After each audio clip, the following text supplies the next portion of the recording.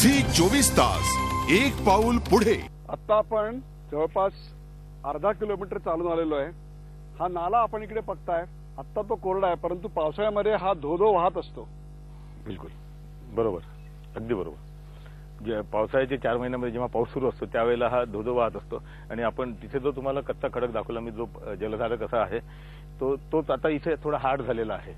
हे तुम्ही इथे पाहाल इथे, आणि याला जॉईंट्स आणि हे अशा मोठे जे आहे त्याचे इरेग्युलर बाउंड्री म्हणजे ते जॉईंटेड आणि हे ह्याच्यात हॉरिझॉन्टल टाईप असा म्हणजे कांद्याला जसे असतात तसे पापुद्रे ह्या दगडाला झाले. राईट. आणि हे त्या दगडामध्ये जो मगाशी आपण पाहिला अर्ध्या किलोमीटर पूर्वी आणि इकडे तो अगदी फरक काय? तो हायली वेदर्ड आहे, हा मॉडरेटली वेदर्ड कडे आता चाललेला आहे. म्हणजे जसं जसं खाली जाऊ आपण हा अगदी हार्ड पक्का होईल आणि चिरा भेगा जरी असतील त्याच्यात हार्ड आणि कॉम्पॅक्ट असा नेचरचा याचा स्वभाव बदलेला आहे. म्हणजे ही तिथपर्यंत गेलो की तिथे एक लेअर संपते या स्ट्रॅटाची जमिनीवरती जी आलेली आहे. सगळ्यात पहिला या सगळ्याचा अभ्यास करून एक प्रकारे माथा ते पायथा अशा प्रकारचं याला रिचार्ज का कुठं होतं, याच्यातनं मुख्य रिचार्ज होतो जो इथे नाल्यामध्ये जो साईडला दिसतो आहे. हा भाग ओपन डिपनिंग जे करायचं आहे ते याच्याच करता करायचं की आपण जी सुरुवात होते रिचार्जची, याच्यावरती पाण्याचा हेड याच्यामध्ये जमा होतो आणि it accelerates the process of recharge. आजूबाजूच्या विहिरींना जे आहे हा जलधारक खडक म्हणून आयडेंटिफाईड आहे जो इथे नाल्यामध्ये एक्सपोज होतो. याच्यावरती जर का पाणी अडवून तुम्ही याच्यावरती हे केलं तरच तुम्हाला जास्तीत जास्त प्रमाणात हायड्रोस्टॅटिक हेड बिल्टअप होतो याच्यावरती. जेवढी जास्त खोली राहील तेवढी तुम्हाला जास्त हेड मिळतो त्याच्यामध्ये. आणि आजूबाजूच्या विहिरींना जी पाण्याची पातळी खोलवर आहे ती तुम्हाला याच्यामध्ये इथनं रिचार्ज असल्यामुळे ती मेंटेन केल्याचं तुम्हाला हे मिळतं. आणि तुम्ही आजूबाजूला पंपिंग सुद्धा करून ओलीत आपलं करू शकता.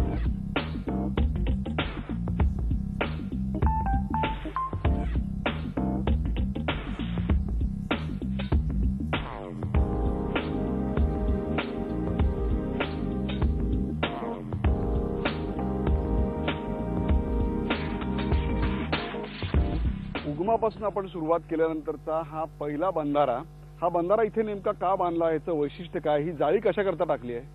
आपल्या उगमापासून जे पाणी येत आहे हे सुमारे 22 मीटर हाईट पासून स्टॅटिक हेड आहे. त्याच्यामुळे ते वेगाने येणारं पाणी एक तर थांबत नाही, दुसरी गोष्ट गाळ घेऊन येते सोबत नाल्यामध्ये. म्हणून हे लोकल मटेरियल आम्ही वेचून लेबरच्या हाताने एक बंधारा यासाठी घेतला की वेगाने वाहणारं पाणी संथ गतीने वाहावं आणि येणारा गाळ इकडे अडकून राहावा. कारण उगमापासूनच जास्त गाळ पहाडीवरून तुम्ही बघितलं असेल ते सगळं माती ओढत आहे, स्पीडीली पाणी वाहत येतं. त्याच्यासाठी स्पीड ब्रेकर म्हणून गाळी टाकण्याचा उद्देश एवढा आहे की हे जे गोटे आहे रचलेले हे सरकू नये. काळी साहेब, हे गोटे मला वेगळे वाटतात मगाशी आपण पाहिले त्यापेक्षा. याचं कारण असं आहे की हे एक प्रकारचं स्पिराडल आपलं क्लायमेटल कंडिशन्स आपल्या इकडच्या जशा आहे, सब ट्रॉपिकल क्लायमेट आहे आपल्या इकडचं. एकदम एक्स्ट्रीम हॉट आहे आणि एक्स्ट्रीम कोल्ड आहे. तर अशा याच्यामध्ये स्पिरायडल टाईपचं अशा क्लायमेटल कंडिशनमध्ये स्पिरायडल टाईप वेदरिंग होतं. याच्यामध्ये जे कॉलमनर जॉईंट्स असतात या बेसाल्टच्या खडकामध्ये, तर त्याचं वेदरिंग जे होतं ते या एक प्रकारच्या alternate dry and wet seasons climatal कंडिशन्समुळे असे गोल प्रकारचे ते हे निघत जातात. एक खोबऱ्यासारखं असं त्याचं हे निघत जातं, आतमध्ये घट्ट असतो. आणि हे जे वाहतात नाल्यानी असे तुम्हाला साधारणतः नाल्याच्या कोर्समध्ये तुम्हाला दिसतील टोळगोटे ज्याला म्हणतो आपण गोल. तर वाहतीमध्ये ते राऊंडेड आणि राऊंडिंग आणि सब राऊंडिंग जे दिसतं आहे त्याचं नेचर ते हे तुम्हाला इकडच्या बाजूच्या ह्याच्यामध्ये किंवा साईडला विहिरींमध्ये वगैरे तुम्हाला अशा पद्धतीचं मोठ्या प्रमाणावरती दिसेल.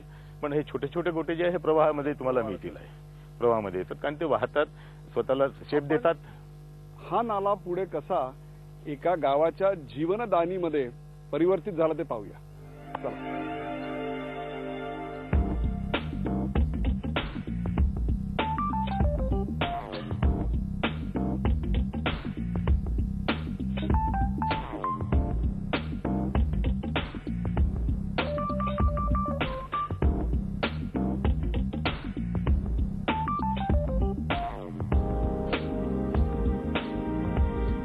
उगम ते संगम, माथा ते पायथा या प्रवासात आपण आता मधल्या टप्प्यावर आलो आहोत.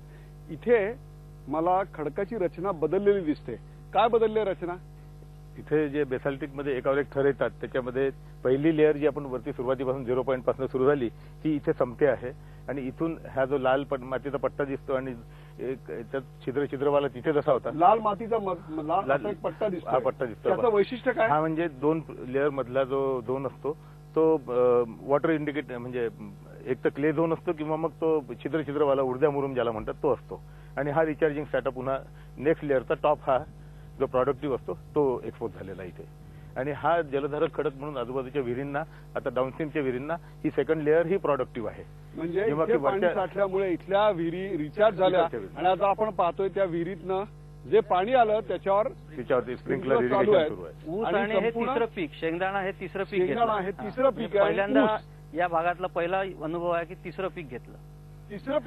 आता पहिल्यांदा घेणं मुश्किल होतं तिथे आता तिसरं पीक घेतलं खा लागलेला होता शेंगदाणा. हा याला हे ऍक्च्युअली उन्हाळी पीक आहे, समर क्रॉप आहे. म्हणजे समर क्रॉप घेऊन राहिलं म्हणजे समरमध्ये त्यांना पाणी आहे, अजून म्हणजे याची वाढ व्हायची आहे, पण त्यांना पाण्याला रिचार्ज झाल्यामुळे विहिरीला पाणी आले. आता बस तुम्हाला सांगतो इथे पाणी त्या विहिरीला पाणी आहे पण इथे पाणी नाही आहे. बरोबर आहे. म्हणजे हा जो आहे आपण ॲक्युफर जे डॅमेज झालं म्हणतात, ॲक्युफर डॅमेज न होता या विहिरीला जे जलधारक खडक आहे त्याचा फक्त अप्पर सरफेस इथे एक्सपोज झालेला आहे. हा एक्सपोज करणं हा आपल्या या डिपनिंगच्या मागचा उद्देश आहे की ज्याच्यावरती पाण्याचा हेड पूर्ण राहावा आणि पावसाळ्यामधलं जे पाणी वाहून जातं याच्यामध्ये ते याच्यामध्ये जास्तीत जास्त दिवस स्टोअर राहावं आणि याच्या वॉटर लेवल जे आहे जास्तीत जास्त रिचार्ज व्हावं. म्हणजे याच्या भांड भरता ठेवावं ते सुजलाम सुफलाम झालेलं आहे. आपण असंच पुढे चालत राहूया आणि पाहूया काय नेमके बदल घडले.